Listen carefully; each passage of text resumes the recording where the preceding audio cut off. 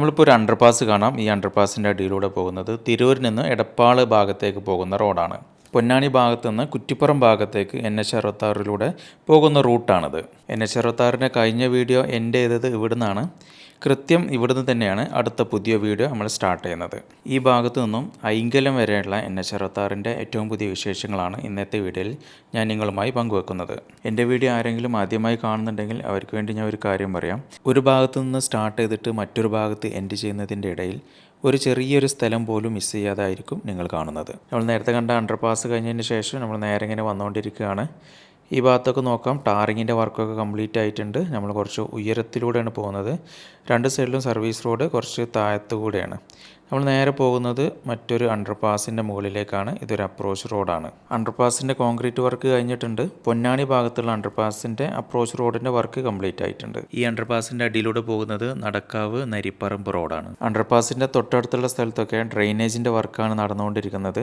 അതിൻ്റെ അപ്രോച്ച് റോഡിൻ്റെ വർക്ക് ഇതുവരെ സ്റ്റാർട്ട് ആയിട്ടില്ല. അണ്ടർപാസിൻ്റെ മുകളിൽ രണ്ട് സൈഡിലും ക്രാഷ് ബാരിയറും അതേപോലെ തന്നെ നടുവിൽ ഡിവൈഡറും വെച്ച് കഴിഞ്ഞിട്ടുണ്ട്.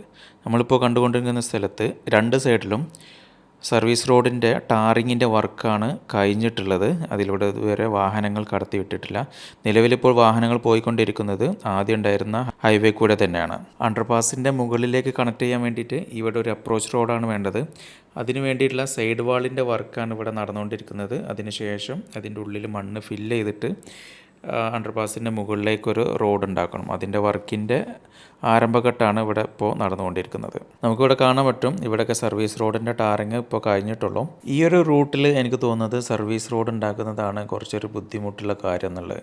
കാരണം രണ്ട് സൈഡിലും പാടമാണ്. ആ പാടത്തുനിന്നും കുറച്ച് ഉയരത്തിലാണ് ഇവിടുത്തെ റോഡ് പോകുന്നത്. സർവീസ് റോഡ് വരുന്നത് രണ്ട് സൈഡിലാണ്. അപ്പോൾ ആ രണ്ട് സൈഡിലും ആദ്യം ഒരു പ്രൊട്ടക്ഷൻ വാള് കൊടുക്കണം.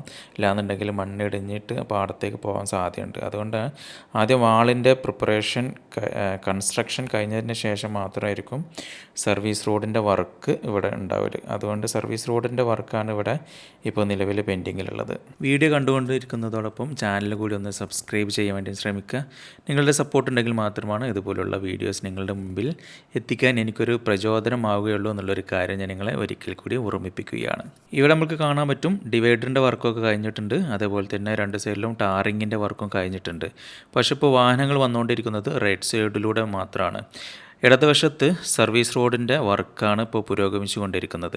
ഈ ഒരു റൂട്ടിൽ അധിക സ്ഥലത്തും രണ്ട് ഭാഗത്തും പ്രൊട്ടക്ഷൻ വാൾ ഉണ്ടാക്കിയതിൻ്റെ ശേഷം മാത്രമായിരിക്കും ഇവിടെ സർവീസ് റോഡ് ഉണ്ടാക്കാൻ പറ്റുക. അങ്ങനെ ചെയ്തില്ല എന്നുണ്ടെങ്കിൽ നല്ലൊരു മഴയൊക്കെ വന്നിട്ടുണ്ടെങ്കിൽ നമ്മുടെ സർവീസ് റോഡ് പെട്ടെന്ന് കേട് വന്ന് പോകാനുള്ള സാധ്യത ഉണ്ട്. നമുക്കിവിടെ കാണാം, ഇവിടെയൊക്കെ വാളിൻ്റെ വർക്കാണ് ഇപ്പോൾ നടന്നുകൊണ്ടിരിക്കുന്നത്.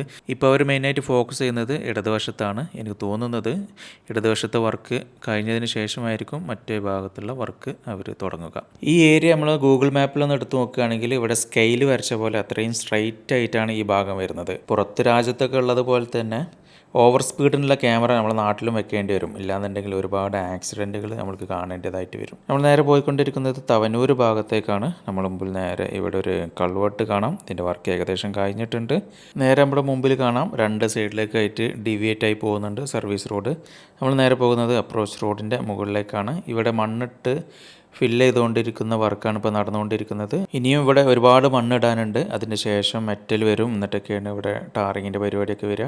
നിങ്ങൾ കാണുന്നത് പോലെയല്ല, ഇത് ഒരുപാട് വലിയൊരു ഏരിയയാണ്. ഇവിടെ വാഹനമൊക്കെ നിൽക്കുന്നത് കണ്ടാൽ നിങ്ങൾക്ക് മനസ്സിലാവും. ആ വാഹനം നിങ്ങൾ നേരി കണ്ടിട്ടുണ്ടെങ്കിൽ അതിൻ്റെ ഒക്കെ ഒരു വലിപ്പം നിങ്ങൾക്ക് ഊഹിക്കാവുന്നതേ ഉള്ളൂ.